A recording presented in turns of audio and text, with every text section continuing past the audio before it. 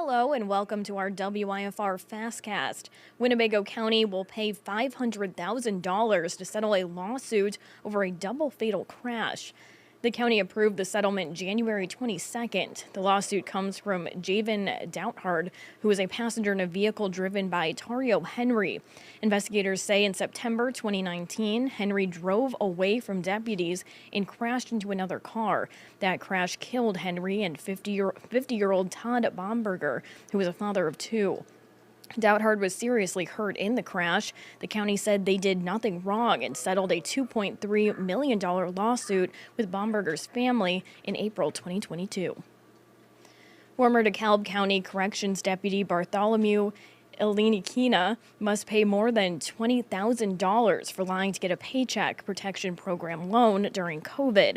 Bartholomew got almost $19,000 from the loan and $10,000 from an economic injury disaster loan. His wife, Savannah, who is a former DeKalb County board member, will be in court March 20th facing theft charges.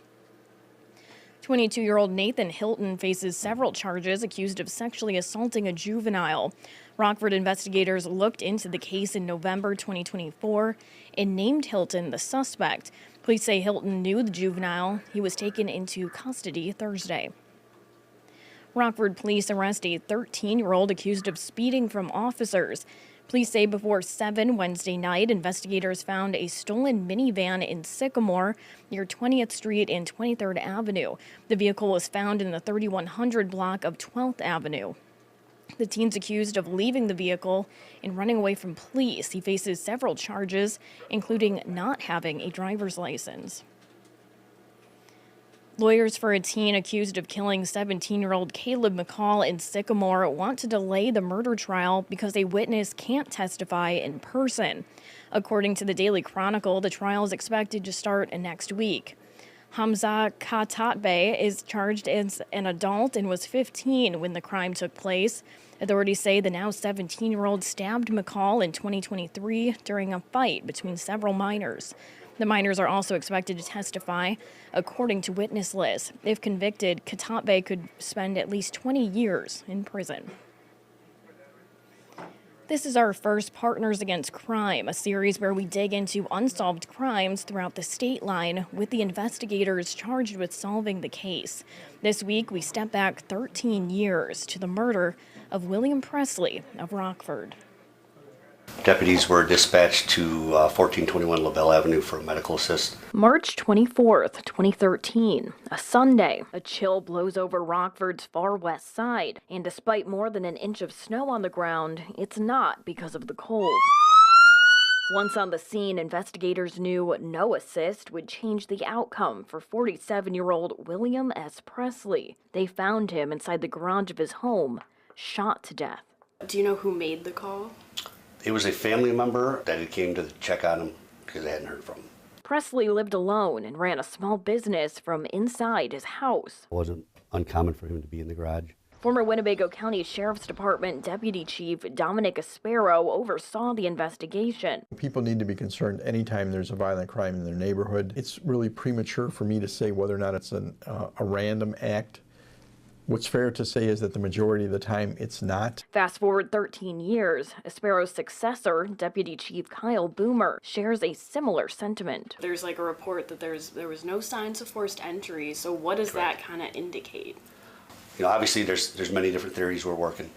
As far as what it would actually mean, there's not really a telltale sign. It could be one of many different things. Shortly after the death of Presley, two men broke into a shed on the property. They were later found and arrested, but police could never connect that crime to the murder. They knew him, decided after the fact that since he was deceased and nobody was living at the property, indications are that they decided to go back because they knew there was property on the shed and then burglarized the shed. And there was no indication whatsoever that they were related. A dive into Presley's background uncovered some criminal history, including a 1995 plea to delivery of cannabis and charges of domestic battery that were later dropped. You got to look at if there's domestic history, you know, could it be the family of the other person or maybe boyfriend of the other person now? If it's something violent, or if it could be a robbery or something. is there anybody in those cases that would want to do harm? Boomer tells me Presley's past criminal history is a tool for potential leads, but so far, none seem to be connected to his murder. You've not been able to make any connection with any of those? Nope, none of those have panned out.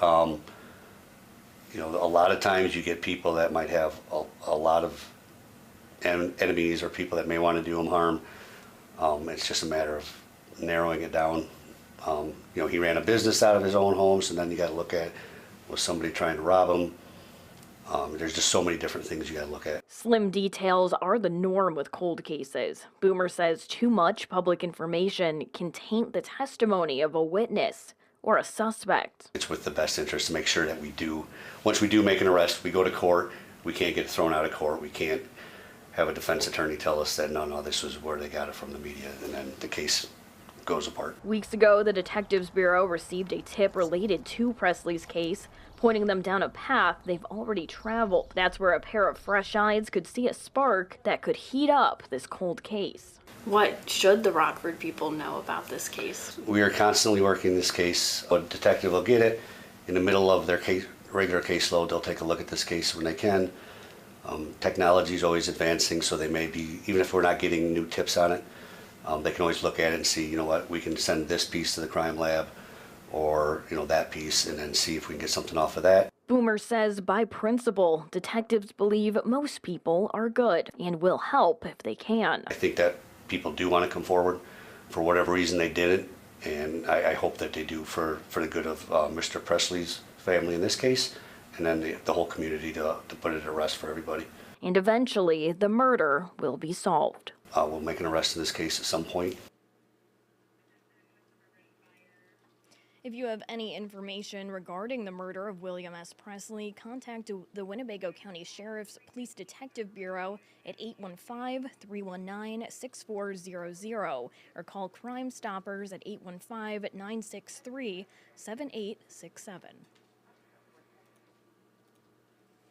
A white tent went up in front of Nancy Guthrie's home in Arizona Thursday. Law enforcement did not say why it was there, but it was in the same area where Guthrie's doorbell camera showed an armed, masked person the night she went missing.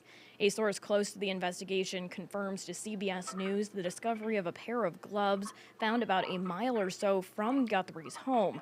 The FBI offers a $50,000 reward for any information leading to Nancy Guthrie. The area of Riverside Boulevard and Trainer Road is back open after a two-car crash. Rockford police say the crash happened after 12:30 in the afternoon. You can see one of the cars with significant damage.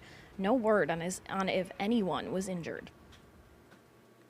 A 45-year-old woman wants to raise awareness after fighting a rare disorder.